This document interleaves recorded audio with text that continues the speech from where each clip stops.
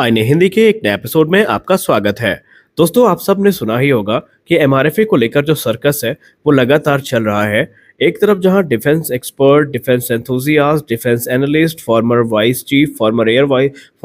Chief of air staff, ये सभी एमआरएफए को लेकर अपने अपने कथन दे रहे हैं। तो मिनिस्ट्री ऑफ डिफेंस की तरफ से इस प्रोग्राम को एकदम ठंडे बस्ते में ही मान लो डाल दिया गया है। लेकिन इसी बीच कुछ ऐसी हरकतें नजर आई हैं जो कि इस तरफ इशारा कर रही है कि एमआरएफए अब फाइनली अपने अंतिम चरण में पहुंच रहा है और 2025 इसके लिए एक निर्णायक समय होने वाला है। क्योंकि रिपोर्ट्स की बात माने तो भारतीय वायुसेना अब एक बार अंतिम बार जो मिनिस्ट्री ऑफ डिफेंस है उससे एमआरएफए को लेकर आग्रह कर सकती है। लेकिन इसी बीच आपको बता दें कि भारतीय वायुसेना के जो पूर्व उप वायुसेना प्रमुख हैं उन्होंने एमआरएफए प्रोग्राम पर आपत्ति दर्ज करवाई है और उन्होंने कहा है कि भारतीय वायुसेना को इकट्ठा 114 फाइटर एयरक्राफ्ट खरीदने की जो गलती है वो नहीं करनी चाहिए, क्योंकि इसके जो अलग अलग कॉन्सिक्वेंसेज है ये भारतीय वायुसेना को देखने पड़ सकते हैं। आखिरकार उन्होंने राफेल जैसे एडवांस फाइटर के लिए ऐसा क्यों बोला, आइए समझने की कोशिश करते हैं और क्यों वो लगातार जो फेज्ड मैनर में की प्रोक्योरमेंट है उसका समर्थन करते नजर आए हैं। दरअसल हाल ही में मेजर गौरव आर्या सर, जो कि बहुचर्चित शख्सियत है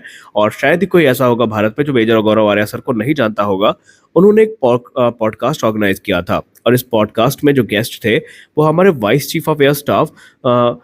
air marshal Anil Khosla sir थे। और जब अनिल खोसला सर से मेजर गौरव आर्या सर ने पूछा कि भारतीय वायुसेना की जो 38 स्क्वाड्रन की क्षमता है इसमें 114 फाइटर एयरक्राफ्ट की खरीद को आप किस प्रकार से देखते हैं, तो उन्होंने यहाँ पर सारी चीजें वन बाय वन समझाने का प्रयास किया, जो कि काफी लॉजिकल भी है। उन्होंने कहा कि जो 114 फाइटर एयरक्राफ्ट की परिकल्पना आप देख रहे हैं ये आज की नहीं है बल्कि दशकों पुरानी है और भारतीय वायुसेना ने 1990 के दशक में ही कह दिया था कि उन्हें तकरीबन 42 एक्टिव स्क्वाड्रन चाहिए और तभी से प्रयास किए जा रहे थे इनको पूरा करने की। लेकिन ये जो ब्यूरोक्रेटिक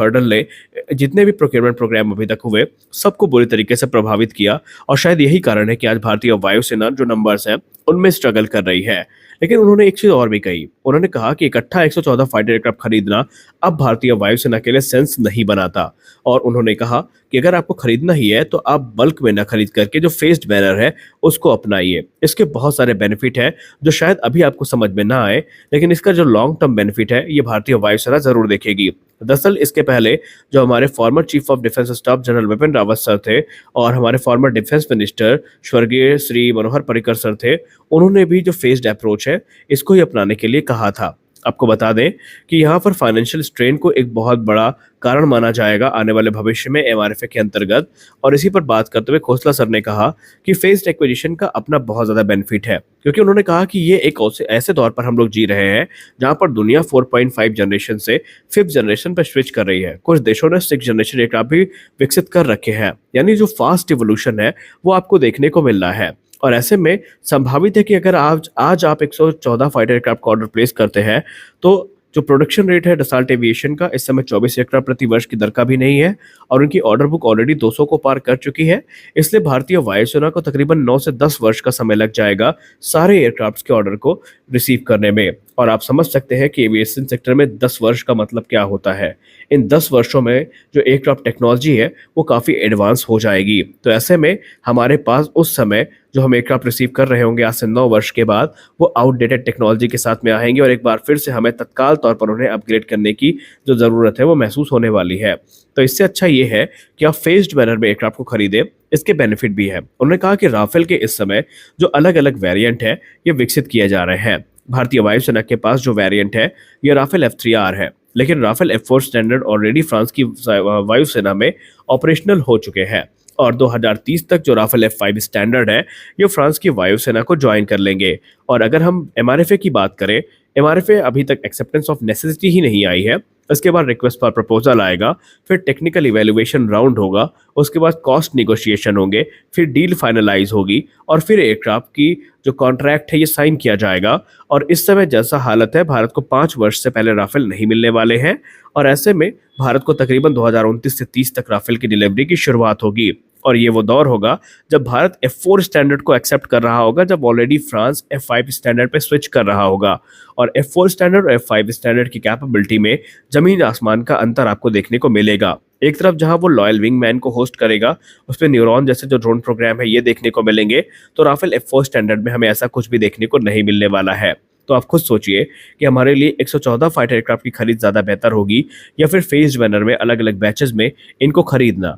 हाँ, इसके कुछ डिसएडवांटेजेस भी हो सकते हैं, जैसे कि अगर हम फेज्ड मैनर में खरीदेंगे तो इसकी टीओटी, लोकल मैन्युफैक्चरिंग और भी दूसरी जो एस्पेक्ट है, इनमें प्रभाव पड़ सकता है। लेकिन अगर हम देखें भारतीय वायुसेना के टेक्नोलॉजिकल एडवांटेज, वो हमेशा बना रहेगा। सबसे बड़ा चैलेंज तो हमारे पास यही होने वाला है कि क्या हम वाकई 114 फाइटर एयरक्राफ्ट की इकट्ठा खरीद कर पाएंगे, क्योंकि चाहे हमारे जो vice chief of air staff हो ये हो, या फिर चाहे हमारे farmer defence minister Manohar Parrikar sir हो, या फिर चाहे हमारे former chief of defence staff general Vipin Rawat sir हो, उन सब ने एक ही सुर में ये कहा था कि फाइनेंशियल बर्डन भारतीय वायुसेना के ऊपर बहुत ज़्यादा बड़ा प्रभाव डालेंगे और संभावित है कि इन फाइनेंशियल बर्डन के चलते ये पूरा का पूरा प्रोग्राम कॉम्प्रोमाइज भी हो जाए। उस समय उनकी इस बात को गंभीरता के साथ नहीं लिया गया, लेकिन आज वो चीज़ें कहीं न कहीं सत्य होती नज़र आ रही हैं कि जो प्राइस है, ये एक महत्वपूर्ण भूमिका निभा रहा है और शायद भारतीय वायुसेना अभी तक इन्हीं सारी चीज़ों के चलते जो प्रोग्राम है उसको फाइनलाइज़ नहीं कर पाई है। और अब तो रिपोर्ट्स यहाँ तक कह रही हैं कि अगर एमआरएफए का रिजल्ट 2025 से 26 के बीच तक नहीं आया, तो ये प्रोग्राम अपने अंत को भी देख सकता है। यानी कि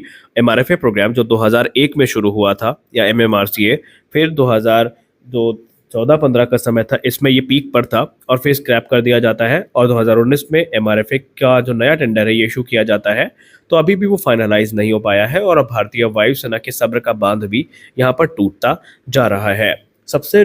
सेंसिबल डिसीजन यही होगा कि भारतीय वायुसेना चरणबद्ध तरीके से इनको खरीदे, इंडिया स्पेसिफिक इन्हेंसमेंट से इनको इक्विप करे और इन्हें इस्तेमाल करे। ऐसे में हमारे पास आउटडेटेड टेक्नोलॉजी भी नहीं होगी और हम लेटेस्ट वेरिएंट को भी ऑपरेट कर पा रहे होंगे। हालांकि उनके इस वक्तव्य को लेकर के जो मिले जुले कथन है, मिली जुली जो प्रतिक्रियाएं हैं, वो देखने को मिल रही हैं। आपको क्या लगता है, भारतीय वायुसेना को इकट्ठा 114 फाइटर एयरक्राफ्ट खरीदना चाहिए या अब फाइनेंशियल बर्डन से बचते हुए जो फेज्ड मैनर में प्रोक्योरमेंट है इसको लेकर आगे बढ़ना चाहिए? हालांकि ये सारी चीजें चली रही थी कि सैफरान से भी एक बड़ी रिपोर्ट सामने आती है। सैफरान ने स्पष्ट कर दिया है कि अगर भारत एक उचित नंबर में राफेल को ऑर्डर करता है तो राफेल में इस्तेमाल किए जाने वाले जो M88 इंजन है, इनकी जो लोकल मैन्युफैक्चरिंग है भारत में देखने को मिल सकती है। सैफरान ने स्पष्ट किया कि अगर नंबर ठीक ठाक रहे तो हैदराबाद की उनकी जो फैसिलिटी है, जहाँ पर ऑलरेडी ये पोटेंशियल है उनके पास कि वो इंजन का प्रोडक्शन कर सकते हैं पूरी तरीके से, वहाँ पर हमें जो भारत के लिए इंजन है वो बनते भी दिखाई पड़ेंगे और इसके लिए वो भारत सरकार से बात करने के लिए भी तैयार है। सबसे खास बात तो ये है कि प्राइवेट कंपनियों को भी इनवाइट किया जा रहा है, जहाँ पर 60 से 70% जो इंडिजिनस कंटेंट है इंजन में हमें देखने को मिलेगा और जो मेंटेनेबिलिटी है वो 75% के ऊपर ही हमें देखने को मिलने वाली है। तो यहाँ पर स्पष्ट है कि भारतीय वायुसेना को एयरक्राफ्ट चाहिए, लेकिन भारत की मिनिस्ट्री ऑफ डिफेंस को और भारत की सरकार को अब ये देखना होगा कि भारत की इस रिक्वायरमेंट को तत्काल तौर पर कैसे पूरा किया जा सकता है और हमारे पास बल्क में ऑर्डर करना एक बेहतरीन ऑप्शन होगा या फिर फेज्ड मैनर में जो अलग अलग एयरक्राफ्ट है इनको बैचेस में खरीदना हमारे लिए ज़्यादा बेनिफिशियल साबित होगा। तो आज के इस वीडियो में बस इतना ही। मिलते हैं अगले वीडियो में कुछ और अपडेट्स के साथ, तब तक के लिए जय हिंद।